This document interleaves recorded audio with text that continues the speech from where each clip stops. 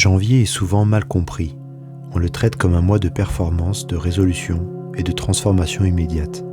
Pourtant, dans presque toutes les traditions anciennes, janvier n'est pas un mois d'action frénétique, c'est un mois de fondation. La nature est encore en sommeil. Les arbres ne produisent rien, la terre se repose, les graines sont enfouies. Rien ne pousse et pourtant tout se prépare.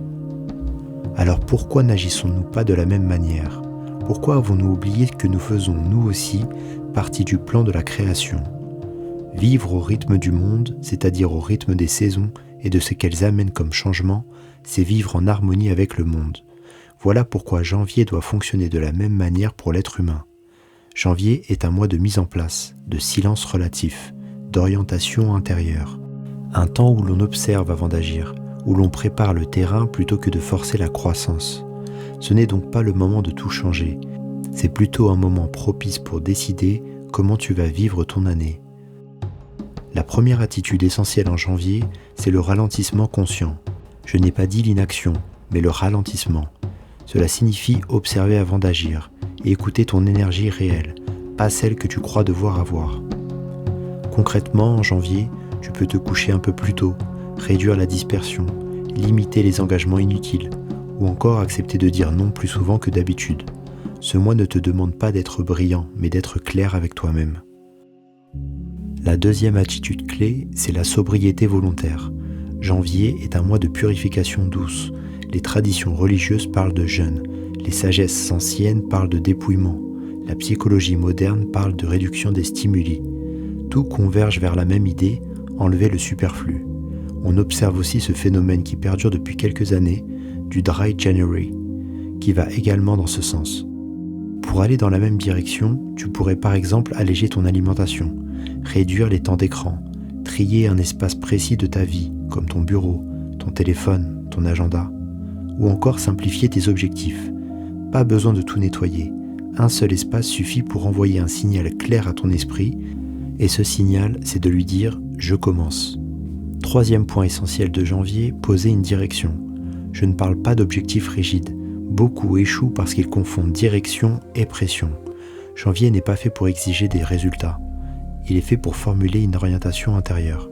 Pose-toi ces questions et prends le temps d'y répondre honnêtement. Premièrement, qu'est-ce que je veux renforcer cette année ? Deuxièmement, qu'est-ce que je ne veux plus nourrir ? Et enfin, quel type de personne ai-je envie d'être au quotidien ? Pas besoin de plan détaillé. Une phrase suffit pour indiquer la direction à suivre. Tu sais, une direction claire vaudra toujours mieux que 10 objectifs irréalistes. La quatrième clé de janvier, souvent oubliée, c'est la discipline douce. On pourrait dire la discipline humaine, pas la militaire avec ses règles et son rythme effréné. Je parle de celle qui installe des gestes simples, répétables et soutenables. En janvier, choisis une habitude à installer progressivement dans ton quotidien. Par exemple, marcher 10 minutes par jour, ou commencer ta journée en buvant un grand verre d'eau, ou encore respirer profondément quelques minutes avant de te coucher. Ce que tu répètes en janvier deviendra la structure invisible de l'année. Si tu suis mon programme 365 jours pour changer, tu sais que le cerveau aime la répétition. C'est ce qu'il intègre le mieux. Enfin, cinquième et dernière attitude fondamentale pour janvier, l'introspection sans jugement. Janvier est un mois de regard intérieur, pas pour te reprocher ce qui n'a pas fonctionné, mais pour comprendre. Alors tu peux prendre un moment pour observer ce qui t'a épuisé l'année précédente, ce qui t'a nourri, ce que tu as trop accepté, ce que tu as trop repoussé. Écris-le, même maladroitement, ce n'est pas ça qui compte le plus. Mettre des mots, c'est déjà reprendre la responsabilité de sa vie. On passe tellement notre temps à fuir ou à laisser filer nos idées les plus bénéfiques pour nous-mêmes. Il est temps que ça change. Si tu vas à contre-courant, tu prends le risque de fragiliter l'entièreté du cycle. Un départ calme mais bien pensé crée une année solide. Si je devais résumer pour ce mois de janvier, pense à ralentir avant d'accélérer, simplifie avant d'ajouter, observe avant de décider et installe avant d'exiger. Tu n'as pas besoin de devenir quelqu'un d'autre.